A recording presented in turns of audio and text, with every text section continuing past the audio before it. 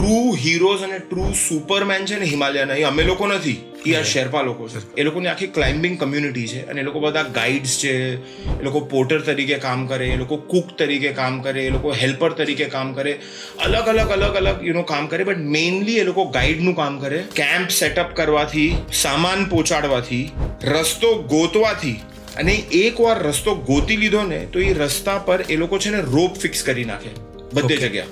અને આ સેફટી રોપ હોય, જે સેફટી રોપમાં અમે લોકો પોતાને અટેચ કરીએ અને અમે લોકો ક્લાઇમ્બિંગ કરીએ. તો અગર બાય એની ચાન્સ હું પડી ગયો તો એ મને સંભાળી લેશે ત્યાં જ. હવે અગર હું તમને કેમ્પ 3 નો લોકેશન કહીશ તો 45-50 ડિગ્રી ના એંગલ પર એક આખી સ્નો અને આઈસની મોટી 3000 ફીટની વોલ છે. આખી 3000 ફીટ એટલે વિચારો તમે ખાલી. એ લોકો એના વચ્ચે આખું પ્લેટફોર્મ બનાવે, આખું પોતે જ એને ખોદે. અને એવું નથી કે 1-2 ટેન્ટ, કમસે કમ 200 ટેન્ટ લગાડવાની જગ્યા બનાવે. ઓનેસ્ટલી હું તમને કહું, અગર શેરપા ન હોય ને એવરેસ્ટ ઉપર તો અમે લોકો કોઈ એવરેસ્ટના ટોપ ઉપર નહીં પહોંચી શકે.